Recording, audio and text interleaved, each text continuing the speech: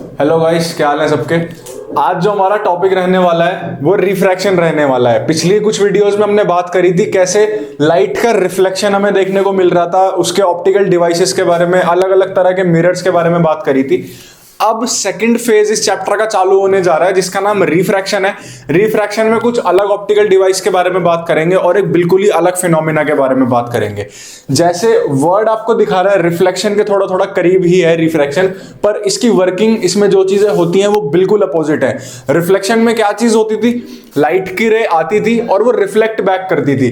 Refraction में क्या होगा, लाइट की रे आएगी पर वो रिफ्लेक्ट बैक ना करके आगे ट्रांसफर हो जाएगी। ठीक है, इस चीज से इतना तो आपको समझ आ ही गया होगा कि जिस भी चीज पे मेरी लाइट की रे इंसिडेंट करेगी वो सर ट्रांसपेरेंट होने वाली है। ठीक है सर, वो ट्रांसपेरेंट होने वाली है। अगर ट्रांसपेरेंट नहीं होगी तो सर वो रे पास नहीं हो सकती, वो रिफ्लेक्ट ही करेगी। ठीक है, तो ये कंडीशन यहाँ पे हमको देखने को मिलती है कि रिफ्रैक्शन में जो भी मेरा डिवाइस यूज होगा या जिस भी जगह मैं रिफ्रैक्शन फिनोमिना देखूंगा वहां पे जो मीडियम होगा वो हमेशा ट्रांसपेरेंट रहेगा। ठीक है सर, मैं जस्ट आपको छोटे से एग्जांपल से समझा देता हूं कि ये फिनोमिना आपको कहां कहां पे देखने को मिलता है। जैसे आपने कभी किसी हलवाई को देखा होगा जहां पे आग जल रही होती है, या फिर वहां पे आप क्या देखोगे ना, आग के ऊपर जहां पे लपटें होती हैं, थोड़ा सा धुआं धुआं होता है, वहां पे आपको सामने का सीन कैसे धुंधला धुंधला सा दिखाई देता है, जैसे लहर रहा होगा। तो वो एक बहुत सॉर्टेड एग्जाम्पल है हमारे रिफ्रैक्शन का। वो क्यों होता है, वो रिफ्रैक्शन की वजह से होता है। अब वो कैसे होता है उसके बारे में हम थोड़ी देर बाद बात कर लेंगे। जैसे आपके पास एक बाल्टी जरूर होगी, एक काम करना, उसमें पानी भरना, फिर क्या करना, अपने हाथ में एक स्केल लेना या फिर कोई भी लकड़ी ले लेना, उस बाल्टी में आधी उसको डिप करना और तिरछी डिप करना। आपको ऐसा लगेगा पानी के अंदर जाती वो लकड़ी या फिर स्केल टेढ़ा हो गया है। ठीक है, तो वो जो बेंड है ना, वो जो बेंडिंग है, वही चीज दिखा देती है कि सर यहाँ पे रिफ्रैक्शन देखने को मिल रहा है। ठीक है सर, अब जो सीन हमारा उस लकड़ी के साथ या स्केल के साथ हो रहा था वही सीन हमारा हर लाइट की रे के साथ होता है। ठीक है, आपको पता है, जैसे हमने पहले भी बात करी थी कि लाइट की एक सिंगल रे तो कभी आती नहीं है, हमेशा बीम आती है ना, कलेक्टिव रेज आती हैं। तो वो सारी की सारी जब सेम फिनोमिना शो करती हैं तो वो कुछ ऐसा हमको इल्यूजन होता है कि भैया जो भी हमने ऑब्जेक्ट हम देख रहे हैं वो मीडियम चेंज करते ही बेंड हो गई है। ठीक है, तो एक बार हम रिफ्रैक्शन को शुरू से देखते हैं कि कैसे इसकी वर्किंग होती है, बिल्कुल रे पॉइंट ऑफ व्यू से कि हर एक रे इसमें कैसे जाके बेंड होती है। स्टार्टिंग चैप्टर के स्टार्टिंग में मैंने आप लोगों को बेसिक डिफरेंस बता दिया था रिफ्लेक्शन के बीच में और रिफ्रैक्शन के बीच में। जहां रिफ्लेक्शन था reflecting back of light, refraction क्या था आप लोगों को याद होगा कि रिफ्रैक्शन में हम लोग बात करते थे एक ऐसा फिनोमिना जहां पे रे ऑफ लाइट अपना मीडियम बदलते ही बेंड हो जाती है। ठीक है सर, एक ऐसा फिनोमिना जहां पे ray of light, incident ray of light अपना मीडियम बदलते ही बेंड हो जाती है। ठीक है, मीडियम से मेरा क्या मतलब है, मीडियम का मतलब होता है सर जहां पे हमारी लाइट ट्रैवल कर रही है। ठीक है, जैसे एयर हो गया, एयर में हमारी लाइट ट्रैवल कर रही है। अगर आप वाटर के अंदर की बात कर रहे हो तो मीडियम हमारा वाटर हो जाएगा, क्योंकि वाटर के अंदर भी तो लाइट से ट्रैवल करती है। आंख खोल के देखो, पानी के अंदर हमें चीजें दिखाई देती हैं तो वहां भी लाइट होती है। ग्लास के अंदर हो गया, ग्लास का कोई स्लैब है उसके अंदर भी सर लाइट ट्रैवल करती है ना। तो ये सारे के सारे हमारे मीडियम्स हैं यहाँ पे। तो जैसे मैंने यहाँ पे समझाने के लिए आप लोगों को दो मीडियम्स ले रखे हैं, एयर और ग्लास। सबसे पहले मैं आपको बता दूं, इस कंसेप्ट को समझना बहुत ज्यादा जरूरी है, क्योंकि ये सिर्फ देखो बोर्ड के हिसाब से तो इंपॉर्टेंट है ही, अभी आपके सिलेबस के हिसाब से तो इंपॉर्टेंट है ही, साथ के साथ 11th और 12th में आप लोग जो ऑप्टिक्स पढ़ने वाले हो ना, उसमें बहुत ज्यादा मेन रोल इसका है। अभी समझ नहीं आया तो सर आगे भी समझ नहीं आएगा। एयर और ग्लास, मैंने दो मीडियम ले रखे हैं। ऊपर पूरे में हवा है सराउंडिंग में, एक मैंने ग्लास का स्लैब, शीशे का स्लैब आपने देखा होगा, वो मैंने बीच में रख दिया। ठीक है, जहां पे वो स्लैब खत्म होगा वहां से फिर से मेरी एयर चालू हो जाएगी। ठीक है सर, इतना तो समझ आता है हम लोगों को। अब मैं क्या करता हूं, एक इंसिडेंट रे को भेजता हूं। ठीक है, एक रे ऑफ लाइट इंसिडेंट होती है। ठीक है, इंसिडेंट हुई है रे ऑफ लाइट और वो किसी ना किसी एंगल से इंसिडेंट हुई है। ठीक है, वो किसी ना किसी एंगल से इंसिडेंट हुई है। उस एंगल को नापने के लिए हमने नॉर्मल भी खड़ा कर दिया। ठीक है सर, नॉर्मल किसके होगा, ये जो एंगल है ना वो बन रहा है हमारा ग्लास स्लैब से, जब मीडियम चेंज हो रहा है उससे। तो हमने बिल्कुल ग्लास स्लैब के परपेंडिकुलर नॉर्मल खींच दिया। ठीक है सर, नॉर्मल के बीच में और इंसिडेंट रे के बीच में जो एंगल बनेगा उसको क्या बोलते हैं, एंगल ऑफ इंसिडेंस। ठीक है सर, ये तो हम लोगों को पहले से ही पता है। एंगल ऑफ इंसिडेंस, अब यहां पे क्या होने वाला है ना sir, 2 bar angle of incidence मिलने वाला है, तो इसलिए मैंने इसको I1 ले लिया। ठीक है, आगे देखेंगे, पूरे अच्छे से समझेंगे। I1 यहां पर हो गया। अब हुआ क्या, जैसे ही मीडियम चेंज हुआ, देखो लाइट जो थी वो एयर से ग्लास में ट्रैवल कर रही है, अब एयर से ग्लास में ट्रैवल कर रही है, तो जहां पे मीडियम चेंज होना स्टार्ट होता है ना, उस चीज को हम कहते हैं क्या, इंटरफेस। ठीक है सर, उस चीज को क्या कहते हैं, इंटरफेस। जो वो बाउंड्री है जहां पे हमारे 2 डिस्टिंक्ट मीडियम दिखाई देते हैं। ठीक है, जैसे ये बाउंड्री है, इसके नीचे ग्लास है, इसके ऊपर एयर है। ठीक है, तो हमारा इंटरफेस ये वाली बाउंड्री हो गई। ठीक है सर, इंटरफेस समझ आ गया। अब इंटरफेस से ही हमारी जो लाइट रे है वो बेंट होना स्टार्ट कर जाएगी। ठीक है सर, यहां पर देखो जो हमारी लाइट रे है, इंसिडेंट रे, इसको F नाम दे देते हैं। जो हमारी इंसिडेंट रे है वो ट्रैवल कर रही थी, इंटरफेस पे आके टकराई, और इंटरफेस से देखो जाना उसको सीधा चाहिए था, जाना उसको इस पाथ पे चाहिए था। ठीक है, इस पाथ पर आना चाहिए था उसको, पर वो इस पाथ पे ना आकर के हल्की सी बेंड हो गई। समझे सर इस चीज को, हल्की सी बेंड हो गई। ठीक है, यहां पर आप देख पा रहे हो कि वो नॉर्मल की तरफ बेंड हुई है। ठीक है, ये भी अलग एक साइंस है, कभी जो हमारी रे ऑफ लाइट है वो नॉर्मल की तरफ बेंड होगी, कभी नॉर्मल से दूर बेंड होगी। ठीक है, इसको भी अभी हम समझेंगे। ठीक है सर, यहां पे क्या हुआ, रे ऑफ लाइट आ रही है, इंटरफेस पे टकराई और बेंट हो गई, हल्की सी बेंट होके जो नॉर्मल के और उस बेंट वाली जो रे है ना, जो मुड़ चुकी है, उसके बीच में जो एंगल बनेगा उसको हम क्या बोलेंगे, एंगल ऑफ रिफ्रैक्शन। ठीक है सर, यहां पर आर का मतलब रिफ्लेक्शन नहीं है, रिफ्रैक्शन हो जाएगा अपने आप, हमको ये चेंज कर देना है। ठीक है सर, एंगल ऑफ रिफ्रैक्शन हमको मिल गया। फिर से I1 था तो इसको हमने नाम दे दिया R1। ठीक है सर, अब देखो यहां से लाइट बिल्कुल फिर से उसी पाथ पे ट्रैवल करिए, अब फिर से हमारा जो है इंटरफेस आ गया। ठीक है, फिर से हमारा मीडियम चेंज होने वाला है, क्योंकि ग्लास को खत्म करके अब लाइट एयर में ट्रैवल करने वाली है। ठीक है सर, तो क्या होगा, फिर से हमको बेंडिंग देखने को मिलेगी। ठीक है, अब देखो जैसे इंटरफेस आया, इंटरफेस पे हमारी लाइट टकराई, अब वो फिर से बेंड होगी। यहां पे किस तरफ को बेंड हुई थी सर, नॉर्मल की तरफ। अब कहां बेंड होगी, नॉर्मल से दूर। ठीक है सर, समझे इस चीज को, वो नॉर्मल से दूर बेंड हो गई, तो जब वो इंटरफेस पे टकराई थी, आपको यहां पर हमारा सेकंड इंसिडेंस एंगल देखने को मिल गया। ठीक है, अब वो क्योंकि वो अब जो दूसरा जो एंगल था ना, वो अब इंसिडेंट हो गया इस मीडियम के लिए। ठीक है सर, वो अब I2 हमें मिल गया। अब जब वो नीचे आके और दोबारा से बेंट हो गई, तो हमको वहां पे R2 मिल गया, एंगल ऑफ रिफ्रैक्शन दूसरा वाला मिल गया। ठीक है सर, अब यहां पे ना एक चीज हमको देखने को मिलती है कि लाइट को तो ट्रैवल करना चाहिए था सिंपल इस पाथ पे, पर वो इस पाथ पे ना जा करके कुछ ऐसे जिगजैग मोशन में आई है, और हमको अब यहां पर इतना बड़ा एक शिफ्ट देखने को मिला है। ठीक है, तो इसकी भी साइंस को हम बाद में समझेंगे। रिफ्रैक्शन मेरा समझाने का मतलब आपको क्या था कि ये जो फिनोमिना है ना, ये बेंडिंग ऑफ लाइट, लाइट आ रही थी, बेंट हुई, फिर से मीडियम चेंज हुआ, फिर बेंट हुई, इसी चीज को रिफ्रैक्शन कहा जाता है। ठीक है सर, अब इस चीज को हम लोग बिल्कुल डिटेल में समझेंगे यहाँ पे कि लेंस में कैसे रिफ्रैक्शन होती है और किस किस जगह पे हमको रिफ्रैक्शन देखने को मिलती है।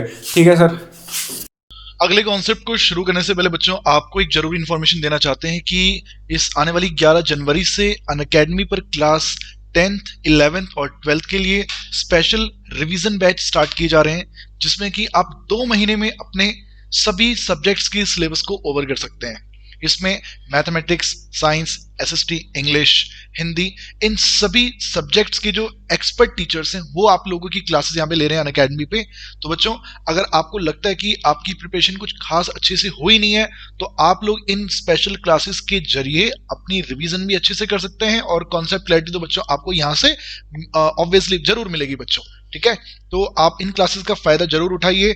अब देखो, आपको खुद ही मालूम है कि कुछ सब्जेक्ट्स ऐसे होते हैं जिसपे कि हम लोग इतना फोकस नहीं करते हैं, जिसमें कि हिंदी भी आता है, इंग्लिश भी आता है और एसएसटी भी आता है। तो इन सब्जेक्ट्स की बेटा आप अच्छे से तैयारी कर सकते हैं, वो भी सिर्फ 2 महीने में।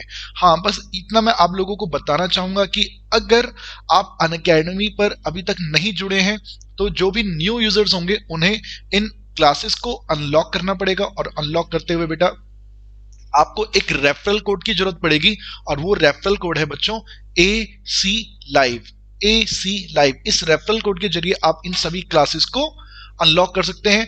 फ्री ऑफ कॉस्ट बच्चे ये क्लासेस आप यहाँ से एक्सेस कर सकते हैं, आपको कोई पैसा पे करने की जरूरत यहाँ पे नहीं पड़ेगी, आपकी अच्छे से तैयारी हो सकती है बच्चा। तो चलिए अपना ध्यान रखिए और अच्छे से पढ़ाई करते रहिए। तो आपको थोड़ा बहुत आइडिया रिफ्रैक्शन के बारे में लग गया होगा अभी तक। जैसे हमने पहले लॉज ऑफ रिफ्लेक्शन करे थे तब हमारे दिमाग में सारा का सारा सिनेरियो क्लियर हो गया था, बिल्कुल अभी हमको एग्जैक्ट वैसा ही करना है। रिफ्रैक्शन जब हम समझ चुके हैं, हमको लॉज ऑफ रिफ्रैक्शन के बारे में जानना है। जब उस गेम के रूल्स जान लेंगे तो उस गेम को खेला भी बहुत बढ़िया तरीके से जाएगा सर, ठीक है।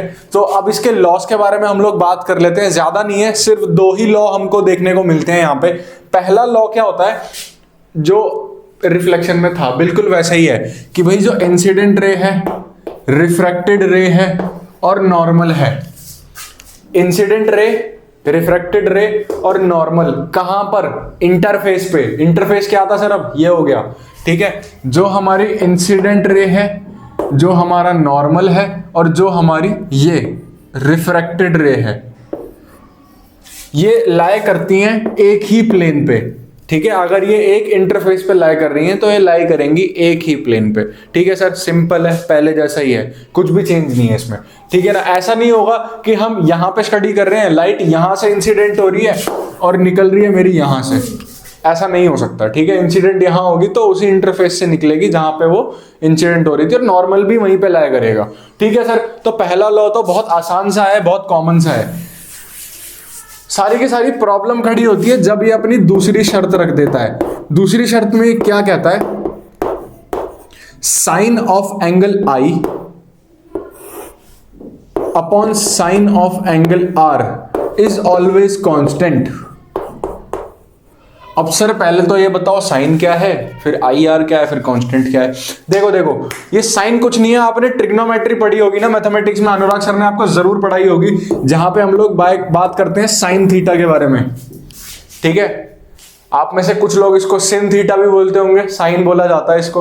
तो जहां पे हम sine theta, sine 30 degree, 60 degree, 90 degree, 180 degree, ये जो साइन था ना, ये सिर्फ इसकी फुल फॉर्म है और कुछ भी नहीं है, ठीक है। आगे ई बस आप लगाना चाहो लगाओ, नहीं लगाना चाहो मत लगाओ, ठीक है। तो ये साइन वही है। अब हमको क्या दिया जाएगा क्वेश्चन में, हमको एंगल ऑफ इंसिडेंस दिया जाएगा। एंगल ऑफ इंसिडेंस देखो, I1 यहां पे होता है, ठीक है, और I2 यहां पे होता है, हमको पता है, ठीक है सर। I2 यहां मिल गया हमको।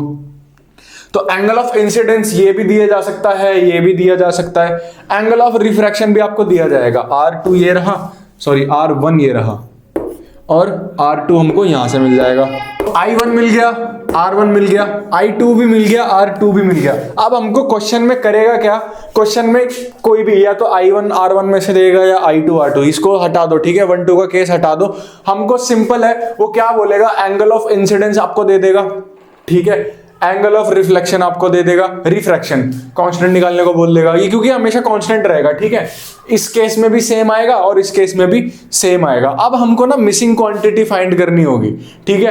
क्या पता वो क्वेश्चन में कभी हमको कांस्टेंट दे दे और इसमें से एंगल ऑफ इंसिडेंस दे दे और वो बोले भाई अब रिफ्रैक्शन का जो एंगल है वो निकालो, ठीक है। तो 3 में से कोई भी 2 चीजें हमको दे रखी होंगी और तीसरी हमको निकालनी होगी। बहुत सिंपल सा रूल है वैसे तो, इसमें हमें बिल्कुल भी कंफ्यूज नहीं होना, ठीक है। फॉर एग्जाम्पल मैं आपको समझा देता हूं एक बारी।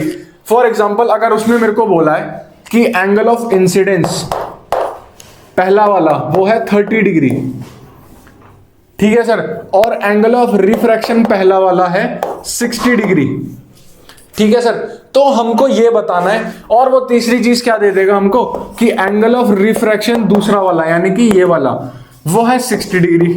तो हमको ये बताना है, या फिर 90 कर लेते हैं इसे, 90 कर लिया, अलग हो गया, ठीक है। अब हमको पूछेगा भाई एंगल ऑफ इंसिडेंस जो था दूसरा वाला वो कितना होगा। तो सर बहुत सिंपल है इसको निकालना, साइन I1 कर देंगे अपॉन में साइन R1 कर देंगे। वो किसके बराबर होगा, एक कांस्टेंट ही होगा वो जरूर, है ना, कांस्टेंट ही रहना है उस चीज ने। तो हम उसको sign I2 upon sine R2 भी कर सकते हैं। ठीक है सर, इन दोनों की वैल्यू हमको पता है, इसकी वैल्यू हमको पता है, जो चीज निकालनी है उसको हम बहुत आसानी से निकाल सकते हैं। ये मैंने जस्ट एक लेमन लैंग्वेज, बहुत सिंपल लैंग्वेज में आपको करके बताया है। जब इसके न्यूमेरिकल्स आएंगे तब हमारे सामने ये सीन बहुत ज्यादा तगड़े तरीके से क्लियर हो जाएगा, और एक से एक धाकड़ न्यूमेरिकल्स हम इसके पीछे करने वाले हैं ताकि हमारी तैयारी बहुत जबरदस्त रहे। ठीक है सर, दो रूल्स के बारे में हमने बात करी है। सबसे पहला रूल क्या कहता है, इंसिडेंस रे जो है, रिफ्रैक्टेड रे जो है और नॉर्मल जो है, जो एक इंटरफेस पे लाई कर रहे हैं वो सेम प्लेन पे लाई करेंगे, वो अलग अलग प्लेन पे लाई नहीं करेंगे। इसको तो रट लो, चाहे रिफ्लेक्शन हो रिफ्रैक्शन हो, इसको रट लो। ठीक है, दूसरा रूल यहां पर कुछ अलग हो जाता है पहले से। वो क्या कहता है, sine of angle I upon में sine of angle R is always constant. ठीक है सर, इज ऑलवेज कांस्टेंट। तो ये दो रूल्स गेम के भी हम समझ गए हैं, अब खेलने में ज्यादा मजा आएगा। ठीक है, अब एक तीसरी और बेसिक चीज बची है। रिफ्रैक्शन समझ लिया, उसके लॉस समझ लिए, अब एक तीसरी इंपॉर्टेंट चीज बचती है, रिफ्रैक्टिव इंडेक्स। ठीक है, रिफ्रैक्टिव इंडेक्स के बारे में हम लोग जानेंगे और उसके बाद सीधा अपने लास्ट टॉपिक पे चले जाएंगे, स्फेरिकल लेंसेज के बारे में। ठीक है, कि स्फेरिकल लेंसेज में रिफ्रैक्शन कैसे होती है। लेंस आपको पता ही है, चश्मों में लगते हैं। ठीक है, जो जिससे हम दूर का देख पाते हैं, पास का देख पाते हैं, वो सब लेंस होते हैं हमारे।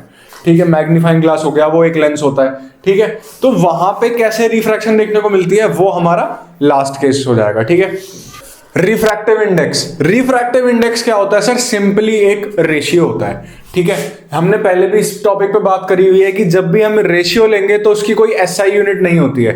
ठीक है, तो रिफ्रैक्टिव इंडेक्स भी एक रेशियो है, तो इसकी कोई एसआई यूनिट नहीं होगी, ये जस्ट नंबर्स में मेजर किया जाएगा। ठीक है, अब ये होता क्या है उस पर बात करते हैं। Ratio of speed of light in one medium to another medium. ठीक है, सपोज करते हैं मेरे पास दो मीडियम्स हैं। ठीक है, ऊपर हमारे पास एयर हो गई, नीचे हमारे पास ग्लास हो गया। ठीक है सर, अब यहां पर लाइट ट्रैवल कर रही है तो सर किसी ना किसी स्पीड से ट्रैवल कर रही होगी। उसके बाद यहां पे जो लाइट ट्रैवल कर रही है वो भी किसी ना किसी स्पीड से ट्रैवल कर रही होगी। ठीक है, लेट कर लेते हैं इस स्पीड को v1 और लेट कर लेते हैं इस वाली स्पीड को v2। ठीक है सर, समझ आई इतनी चीज। तो ये जो रेशियो है ना, जो v1 अपॉन v2 है, इसी को हम लोग रिफ्रैक्टिव इंडेक्स बोलते हैं। ठीक है, डिनोट कैसे किया जाता है, n से डिनोट किया जाता है। ठीक है सर, n से डिनोट किया जाता है रिफ्रैक्टिव इंडेक्स को। और अगर मुझे refractive index of air to glass चाहिए, एयर टू ग्लास चाहिए मतलब मीडियम 1, इसको मैं कहता हूं मीडियम 1 कहता हूं, इसको मीडियम 2 कहता हूं। अगर मेरे को मीडियम 1 अपॉन में मीडियम 2 की स्पीड चाहिए तो मैं यहां पे 2 1 लिखूंगा। जो भी डिनोमिनेटर में रखूंगा ना उसको मैं यहां पर नंबर में पहले दिखाऊंगा। ठीक है, कैसे, अब यहां पर क्या हो जाएगा v2 और v1। ठीक है सर, समझे इस चीज को, ये डिनोशन समझना बहुत ज्यादा जरूरी है। ठीक है, यहां पर मैंने क्या बात करी है, दो मीडियम्स है मेरे पास, एक एयर है और एक ग्लास है। ठीक है सर, एयर को मैंने मीडियम 1 नाम दिया है, ग्लास को मीडियम 2 नाम दिया है। एयर में लाइट की स्पीड v1, ग्लास में लाइट की स्पीड v2। ठीक है, अब यहां पे क्या चीज है, जब मैं डिनोट कर रहा हूं मैं चाहता हूं एयर की स्पीड ऊपर आए, ग्लास की स्पीड नीचे आए, तो मैंने क्या करा, refractive index of medium 2 with 1।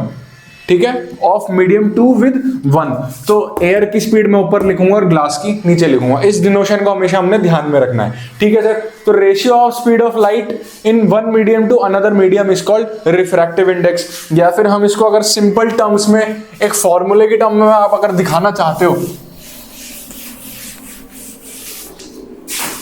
तो उसको आप सिंपली ऐसे भी लिख सकते हो